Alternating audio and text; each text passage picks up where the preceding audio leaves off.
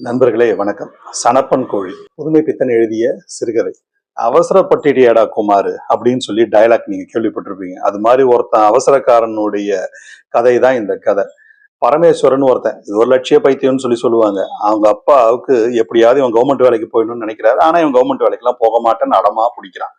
தென்னிந்திய தகப்பனாருக்கெல்லாம் காமனான ஒரு குணம் இருக்கும் அப்படின்னு சொல்லி பகடி பண்றாரு புதுமை பித்தன். அந்த காமனான 3 குணம் என்னன்னா, பையனை படிக்க வச்சு நல்ல வேலைக்கு அனுப்பணும்.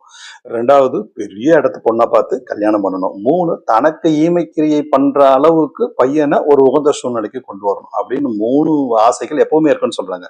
ஆனா பையனுக்கு என்ன ஆசை தெரியுங்களா? ஒரு கண்டிஷனை போடுறான், வித்தியாசமான கண்டிஷன். பொண்ணு ஏழையா இருக்கணும், நல்லா படிச்சிருக்கணும், குண சௌந்தரியமா இருக்கணும் அப்படின்னு சொல்லி என்னடா இது இப்படிலாம் போடுற. ஆனா பாருங்க, அவனுக்கு குண சௌந்தரியமாக ஒரு ஏழை பொண்ணு, ஓரளவுக்கு படிச்ச பொண்ணு கிடைக்குது. இதுல கூடுதலா என்னன்னு கேட்டீங்கன்னா, அந்த பொண்ணு அழகாவும் இருக்கா. சாரதான் பேரு. கூட கல்யாணம் ஆகுது, குடும்பம் நடத்துறாங்க. என்னதான் குடும்பம் நடத்துறாலும் ஒரு உத்தியோகம் வேணும் இல்ல. தேடி பார்க்கறான், ரூ. 80 சம்பளத்துக்கு கிடைக்குது. இந்த கதை 1932ல எழுதப்பட்ட கதை. அப்படின்னா பாத்துங்க, இந்த ரூ. 80 ஒரு போதுமான தொகையா தான் இருந்திருக்கும். மும்பைக்கு போறான், கல்யாணம் ஆன புதுசு. சரி, ரொமான்ஸா லெட்டர் எழுதுறான். திருப்பி லெட்டரும் வருது. கணவனை மனைவி மாத்தி லெட்டர் எழுதிக்கிறாங்க. அதுவே ரொம்ப ரொமான்ஸா இருக்கு. திடீர்னு பாருங்க, கடிதம் வருவது நின்று போயிடுச்சு. ஐயோ, என்னடா நின்று போயிடுச்சுன்னு சொல்லி பார்த்துட்டு மறுபடியும் ஒரு லெட்டர் எழுதுறான், வரல. அங்க அப்பாவும் பொண்ணும் நோய் படுக்கையில இருக்கிறது இவனுக்கு எப்படி தெரியும்? தெரியாம எழுதுறான். கடைசியில இவனுக்கு ஒரு கோவம் வந்துருது. இவனுடைய மனசுக்குள்ள இருக்கக்கூடிய ஆண் மிருகம் எழுந்துக்குது. என்னமோ திட்டி, என்னமோ மன சஞ்சலத்தை போட்டு எழுதி முடிச்சிடுறான். இனிமேல் பாரு உனக்கு அப்படின்ற மாதிரியான ஒரு நினைப்போட ஒரு கடிதம் போஸ்ட் பண்ணிடுறான். பண்ணிட்டு வீட்டுக்கு வரான். வீட்டுக்கு வரும்பொழுது ஒரு டெலகிராம் வருது. சாரதாவுடைய அப்பா இறந்து போயிடுறாரு, இவருடைய மாமனார். உடனே ரயில போடி, உடனே ஓடு.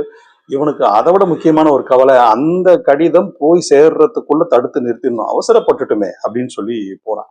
அங்க இருந்து போறான், புடிச்சு கிடிச்சு எல்லாம் தமிழ்நாட்டுக்கு வந்துடுறான். அந்த இடத்துக்கு போய் ஈமக்கிரியெல்லாம் பண்றான்.